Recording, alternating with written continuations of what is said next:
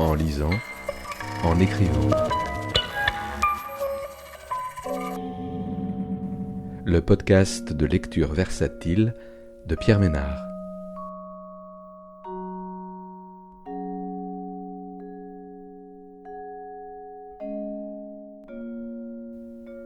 Aujourd'hui, Vivance de David Lopez, paru aux éditions du Seuil en 2022.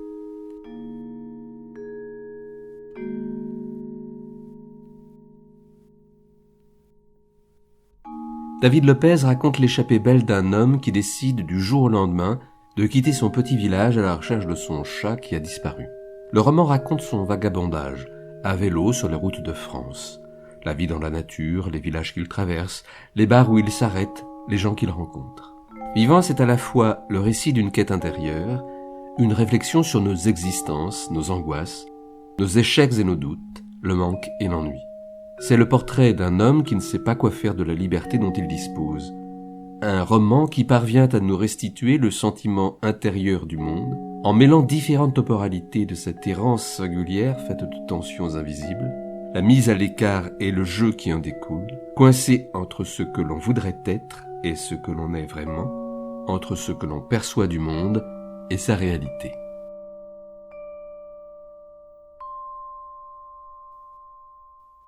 Noël s'est réveillé en quinconce, alors il m'a demandé d'aller chercher du pain au village, en bas.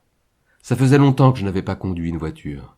Ça m'a perturbé car je n'avais plus l'habitude de voir les lignes blanches défiler si vite. J'ai observé les virages qu'il avait jugés propices à l'accident, et je me suis trouvé en désaccord pour la plupart d'entre eux, à moins que je ne sous-estime la violence de ces chocs. Passer d'une selle de vélo à l'habitacle d'une voiture donne l'illusion d'être intouchable. En entrant dans la ville, je suis tombé sur un panneau indiquant la déchetterie, et ça m'a rappelé qu'il n'existe pas de consensus quant à l'orthographe de ce mot. Au long de mes pérégrinations, j'ai vu des panneaux déchetterie, des panneaux déchetterie, et j'ai cru comprendre que les deux étaient corrects. Ce qui pose question d'ailleurs. Or, cette confusion en entraîne d'autres, puisqu'il m'est arrivé de voir des panneaux déchetterie, mais aussi déchetterie, ou encore déchetterie. Il semblerait que l'accent aigu, en début de mot, soit incontournable, signe que la constance a un point de départ. Celui de cette ville présente l'orthographe la plus courante, soit déchetterie. Je ris intérieurement en me souvenant que Noël se considère comme bon à jeter aux encombrants. Je me demande dans quelle benne j'aurai ma place. Les gravats peut-être. C'est là que j'y mettrai Noël pour ma part. Marcher dans ce genre de petite ville inconnue me rappelle mes escapades avec Renata. Comme on prenait les routes départementales, on aimait beaucoup s'arrêter dans les communes, investir des lieux que seuls fréquentent leurs habitués. On dépareillait dans le décor. La sensation de nouveauté était mutuelle. Avec Renata, on s'est beaucoup aimé. On s'est détesté aussi. Mais moins, raison pour laquelle ça a un peu duré. Elle n'était pas d'une beauté évidente, de celle qu'on identifie en photo, ces beautés figées relatives aux traits, à l'harmonie supposée conforme. Sa beauté à elle trouvait sa source dans son expression, la parole et le geste, la voix, l'attitude, son humour provocateur, à la limite parfois, souvent même. Son insolence candide, son rire à la fois moqueur et bienveillant. Elle pouvait faire d'un parfait inconnu son complice en quelques secondes. Tout en elle transpirait la vérité, le naturel. Elle était de ces personnalités qu'on ne peut ignorer, toujours dans l'excès mais juste un peu, juste ce qu'il faut pour être excentrique sans être bizarre, déborder sans abus, susciter la curiosité plutôt que la défiance. Pour ne pas l'aimer, il fallait vraiment manquer de patience, ou ne pas être de nature à se permettre. Elle avait le défaut de sa qualité. Son assurance était telle qu'elle ne supportait pas d'être prise au dépourvu. Je le lui reprochais quand je l'entendais prétendre savoir quelque chose, cette incapacité à admettre qu'elle ignorait, cette urgence à répondre n'importe quoi, cette habilité à déplacer la conversation et cette façon de célébrer ce qu'elle vivait comme une victoire quand l'interlocuteur n'avait pas su la démasquer. Elle était un défi permanent, convaincue de mériter ce que le monde avait de mieux. La joute était fréquente, et c'était pour moi l'occasion de briller un peu à ses yeux. Ma patience, ma lenteur, mon flegme, disait-elle, sans être sûre de l'usage du terme, me procuraient du recul, à terme un peu de sagesse. Et moi, je répondais simplement que, contrairement à elle, je prenais le temps de réfléchir. Elle avait toujours le dernier mot, après m'avoir laissé parler. Mon débit devait être mesuré pour ne pas perdre son attention, mes mots choisis, sans quoi j'étais accusé de vouloir la noyer dans le flux. Elle prenait plaisir à m'écouter jusqu'à un certain point, celui qui la menaçait de changer d'opinion. Elle le faisait sans vice, me laissait deviner qu'elle n'était pas dupe de ses propres entourloupes, et ça s'achevait sur un propos asséné comme une sentence, le petit rictus en coin pour dire « oui, je sais ». C'était souvent accompagné d'une mignonnerie. Elle excellait à obtenir le pardon par ses attitudes semi-enfantines, et j'avais beau ne pas être dupe, elle me faisait fondre. La vérité était son phare, jusqu'à ce que le récit lui déplaise. Et puis, on passait à autre chose. Je retrouve la place de la veille. Certains s'affairent encore en cette fin de matinée, mais pour l'essentiel, ils ont déjà déménagé toutes les tonnelles. Il ne reste plus que les lampions, derniers témoins de l'effervescence. Les rouges, les jaunes, les bleus, les verts, les peut-être violets si j'en crois ce que j'ai toujours tenu pour vrai. Je termine la clope que j'ai fumée dans la voiture avec la permission de Noël, l'éteins sous ma chaussure, et au moment de m'approcher d'une poubelle, pourtant à moitié remplie, je m'étonne de voir autant de détritus joncher le sol autour. Je reconnais là un ticket de caisse, une bouteille en plastique de petit format, un emballage transparent ayant contenu un biscuit ainsi que quelques mégots. Je me dis qu'il faut être soit très pressé, soit très éméché pour rater sa cible quand celle-ci est ainsi béante, offerte car immobile et préposée à la chose. Les ordures forment une piste, et je me demande où l'on arrive si on la suit. Aussi longtemps que je garde la tête baissée, j'ai des détritus dans mon champ de vision. Les mégots sont les plus représentés. Ils constituent des traits d'union entre chaque nouvel attroupement. Certains déchets sont plus propres que d'autres. Ici, des pelures d'orange mêlées au reste d'un gobelet en plastique ayant été minutieusement détruits par petits bouts, comme un geste nerveux se répétant à mesure que la conversation devient gênante, ou simple réflexe de qui se donne une contenance. Par moments, je croise des monticules, devant l'épicerie notamment, cagettes et films plastiques entre autres. Les mégots disposés en cortège paraissent s'y diriger, comme s'il leur fallait se réunir et s'organiser en petits groupes. Les fumeurs sont des fournisseurs zélés, car en plus des mégots, on trouve des paquets vides, ainsi que ces emballages autour quand ils sont neufs.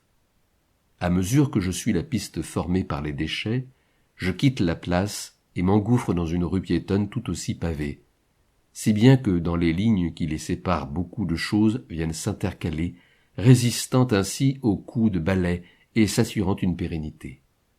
C'est le cas des mégots, surtout, encore eux. Ils ont la bonne forme pour venir se glisser dans les brèches. Ils se mélangent à la mauvaise herbe qui y pousse et ne bougent plus. Ils sont aussi indésirables que permanents, car les employés de la voirie ne poussent pas le zèle jusqu'à les déloger. Pour s'en défaire, il faudrait les cibler. D'où je regarde, on jugerait qu'ils s'accrochent à l'existence, attendent que la tempête passe et profitent de leur place marginale. On les voit, mais on ne les considère pas, on les nie. Résidus. Cette cigarette que j'observe maintenant, elle a été jetée très tôt. Il reste encore beaucoup à fumer, et elle est venue se caler de tout son long dans la fissure entre deux pavés, lui réservant pile l'espace nécessaire de son emprisonnement. Pour l'en extirper, il faudrait pouvoir y glisser quelque chose de plat, genre touillette de café ou bâton de glace, et faire levier. J'imagine un fumeur compulsif, trop impatient d'en allumer une nouvelle, ou quelqu'un qui se cacherait de ses parents et se serait fait surprendre. Quelque chose sans l'urgence ici. C'est compliqué de sortir d'où on a été laissé tomber. Ne reste qu'à y trouver sa place. Avec Renata, la vie n'était qu'une succession d'instants à saisir, plutôt que de plans à projeter. Elle voyait mes constructions mentales comme autant d'alibis. Je plaidais la patience, elle m'accusait d'immobilisme. À ses yeux, je vivais en différé, sans compter que je n'avais rien à en dire de la supposée finalité que cette attente devait servir. La patience comme fin en soi. Elle a fini par y voir la promesse d'une vie d'ennui et de remords. Elle a dit « c'est bien de réfléchir, mais à un moment il s'agirait d'entreprendre quelque chose. Si j'avais été plus franc avec moi-même, j'aurais remarqué qu'elle s'éloignait. Au lieu de quoi, j'en suis encore sonné. J'ai un peu passé ma vie à la rêver, sans jamais trop savoir de quoi. De liberté, de passion, d'amour, d'indépendance, comme le premier blaireau venu. Je ne sais pas comment on concilie la grandeur d'une ambition et sa banalité, surtout quand ça ne repose sur rien, juste des principes trop grands. Je n'ai jamais été heureux au travail. Je me suis imaginé tour à tour comédien, orpailleur, peintre, trafiquant de drogue, photographe, braqueur, écrivain, voleur, tout ce qui me semblait sortir du cadre, alors même que je n'avais de prédisposition pour aucune de ces activités, à moins que le désir ne soit déjà une qualité. Renata, je lui parlais d'un moi qui existait quelque part, enfoui, trouverait matière à se révéler le temps venu. En vitrine. La voir dans ma vie, c'était la réussir, et avec brio qui plus est. Elle éclairait tout. Qu'aurais-je pu désirer de plus? Certainement pas une carrière. Je vivais dans le but d'atteindre une stase, un endroit de l'existence où tout est à sa place, où plus rien ne bouge, zénith, avant la descente. Elle m'a rangé dans le tiroir. Quand elle est partie, ça faisait un moment déjà qu'elle n'était plus là. J'ai dû relever la tête par moi-même, car le chemin tracé par les détritus allait me jeter dans le canal. Quand je rejoins la voiture, j'ai l'impression de rentrer à la maison. En sortant de la ville par un autre itinéraire, sens unique oblige dans l'artère principale, je tombe sur un nouveau panneau. Déchetterie, cette fois.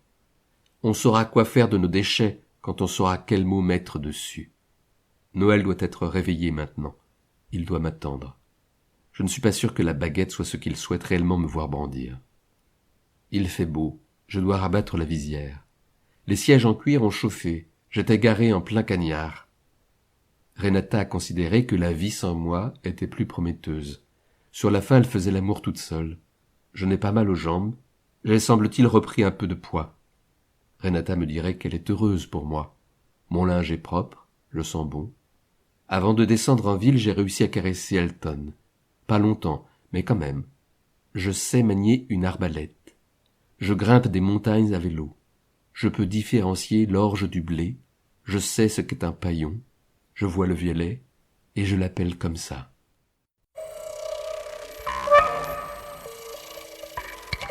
En lisant, en écrivant. Le podcast de lecture versatile de Pierre Ménard.